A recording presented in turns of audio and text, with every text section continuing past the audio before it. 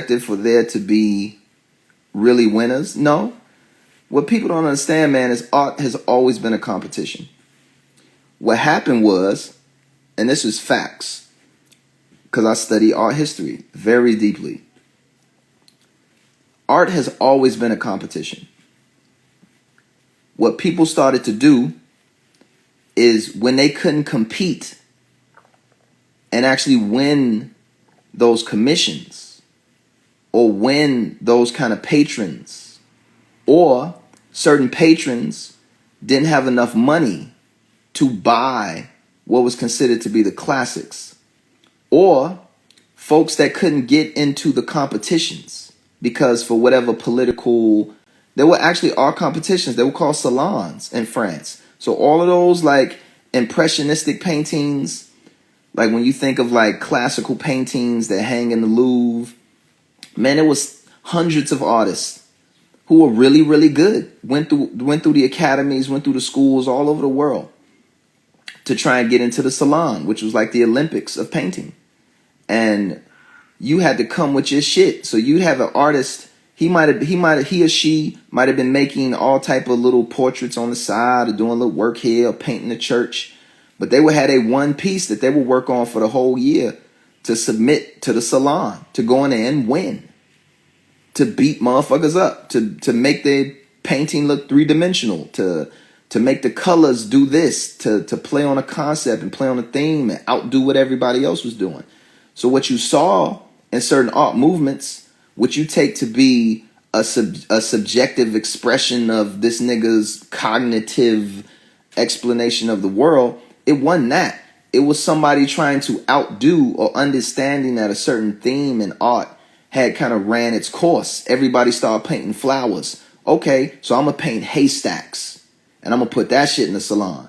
And you know 100 motherfuckers then painted flowers and houses. And this motherfucker then painted a haystack.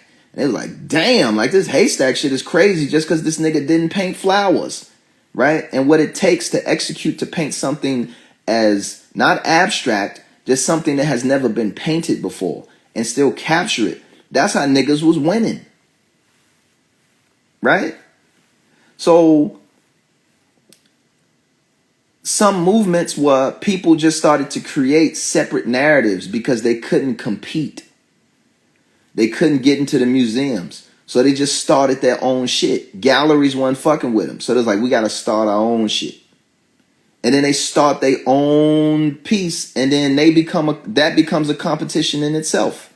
Because now that gallery that started in response to these other folks who was locking niggas out, now they started their shit, and then they created a hierarchy of competition. So now you got a bunch of conceptual artists and niggas who just took a paper clip and stapled it to the wall and was like, art. You got a bunch of niggas, he stapled a stapler, I'm gonna staple a dumbbell to the wall, and then I'm gonna call that shit art. And in that space, it's still a competition. Art has always been a competition. Whether you were competing for the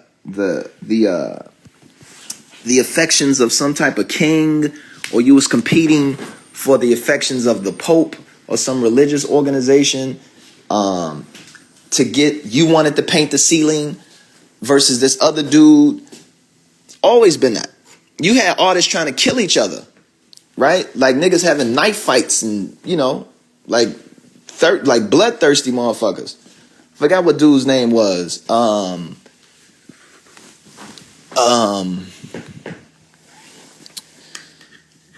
I think it was like Naples, like the city of Naples, like in Italy.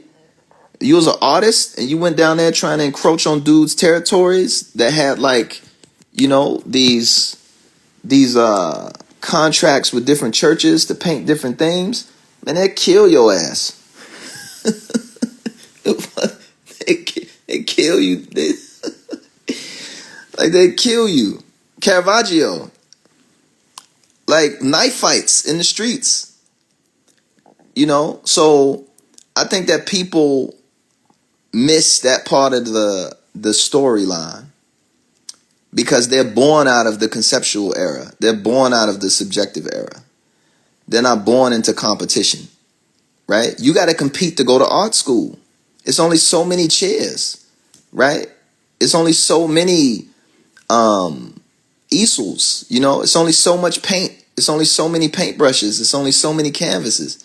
So if somebody could work that paint and work that canvas better than you do, your ass ain't going. They have same thing. Yeah, poetry. All that shit's been a competition, man. It's never just been that like expressionism of the human soul and shit like that. That shit's new. That's new. People want honor in that. Like, you paint my son. I don't want to paint your son. I want to paint your son as a horse. Okay. Good. Have a good day. I'm gonna find somebody to paint my son. I'll see you later. Like, nah, okay, I'm gonna paint it.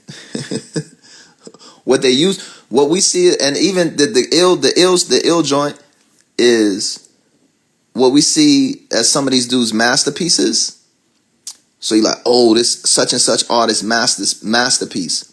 That was his advertisement. He or she would paint, they would just go crazy, right? Because they had the time.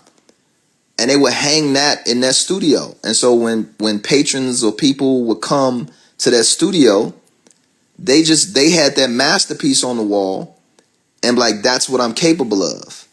And they're like, oh, yo, this dude is nice. Like, it would be their mixtape or whatever, you know, their verse. Like, I don't know if y'all familiar with like Jamaican artists. They got a verse. They'll just have like this one verse. They'll have all these other songs, but they'll have this one verse that they do. I seen Coffee do it. She just got this one verse that's ridiculous, but it's the same verse. And she'll just kick that verse. And it's just like, yeah, this is what I'm capable of. Now let me go do this other shit. Mural was the same way. Mural was just like, I'm going to do a record that's finna be my masterpiece just to let you know this is what I'm capable of. And on the rest of this album, I'm finna talk about all kinds of random shit.